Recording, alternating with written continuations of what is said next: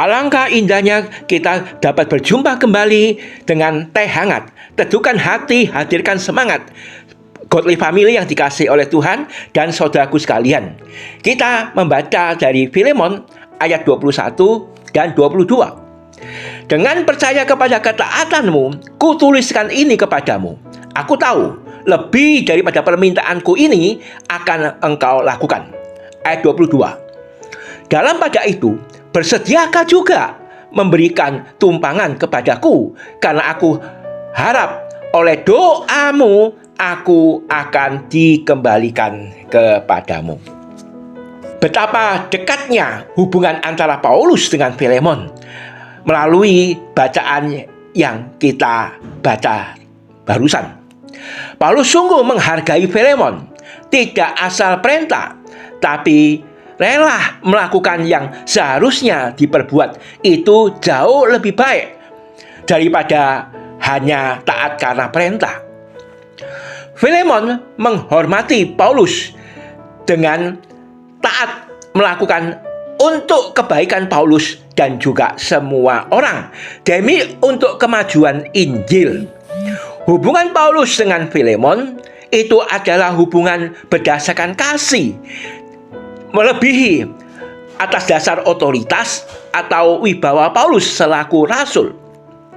Pentinglah membangun hubungan atau relasi yang demikian di dalam kehidupan bersama yang sehat dan juga yang akan berbuah kebaikan untuk melayani dan saling peduli kasih, dan sebagai rasa tanggung jawab dan kasih yang lebih anggun dan mantap untuk melayani orang lain. Filemon sudah selesai dengan dirinya sendiri.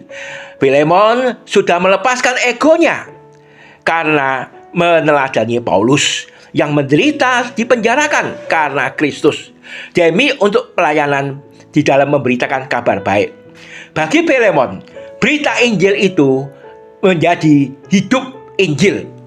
Bagi Filemon, kabar baik itu menjadi kabar kebaikan di dalam kesaksian hidup Filemon, baik kepada Paulus maupun juga kepada saudara-saudara yang kudus, dan juga menjadi kesaksian kepada orang-orang isi istana dan juga kepada masyarakatnya pada waktu itu.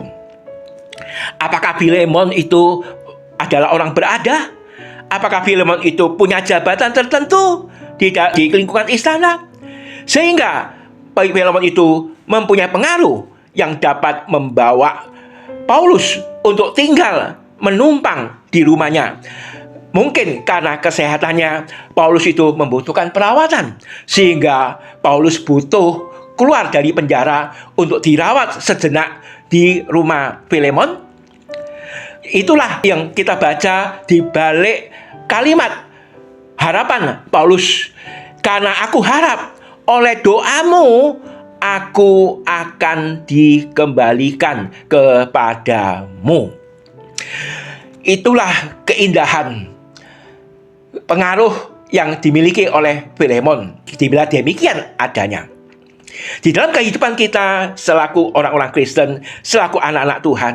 Sungguh kesaksian hidup kita sangat dibutuhkan, apalagi kalau kita mempunyai jabatan di masyarakat, sehingga melalui jabatan, melalui status kita dapat mempunyai pengaruh untuk bisa membantu perluasan berita Injil, perluasan pekerjaan Tuhan, dan perluasan untuk meneguhan pelayanan hamba-hamba Tuhan yang kita doakan atau yang kita dampingi. Paulus dapat perlakuan tahanan khusus, dan karena Filemon itu ditunjuk untuk merawat Paulus. Paulus percaya doa Filemon. Demikian juga kiranya kita sebagai jemaat juga mau selalu berdoa bagi pekerjaan Tuhan, mau berdoa bagi sesama, mau berdoa bagi semua yang ada di lingkungan kita, sehingga kita menjadi terang di tengah-tengah masyarakat, dan kita dapat membebaskan banyak orang untuk keluar dari kegelapan menjadi hidup di dalam terang melalui kehidupan kita. Tuhan memakai kita sekalian sehingga hidup kita sungguh-sungguh dipakai oleh Tuhan, sebagaimana Tuhan memakai Filemon. Mari kita tunduk kepala, kita berdoa. Terima kasih ya Tuhan, karena kami boleh melihat betapa hubungan, relasi berdasarkan kasih Kristus yang sudah menyelamatkan kami dari orang berdosa. Kasih-Mu itu yang mewarnai kehidupan kami, sehingga hubungan kasih itu jauh lebih anggun, jauh lebih bermanfaat, jauh memberikan keleluasan daripada sekedar karena otoritas wibawa. Terima kasih Tuhan, kami juga disadarkan tentang fungsi peranan hidup kami sebagai anak-anak Tuhan di tengah-tengah masyarakat, untuk selalu mau bekerja, berjuang dengan sebaik-baiknya, untuk berprestasi dan berprestise, menjadi kesaksian hidup di tengah-tengah bangsa ini. Pakailah kami ya Tuhan, di mana saja kami berada, baik sebagai pelajar, mahasiswa, sebagai ibu rumah tangga, maupun juga sebagai pekerja, sebagai pegawai negeri sipil, atau sebagai guru, atau sebagai apapun, atau sebagai hamba-hamba Tuhan. Kami boleh menjadi teladan di tengah-tengah masyarakat. Terpuji nama-Mu, demi nama Tuhan Yesus kami berdoa. Amin.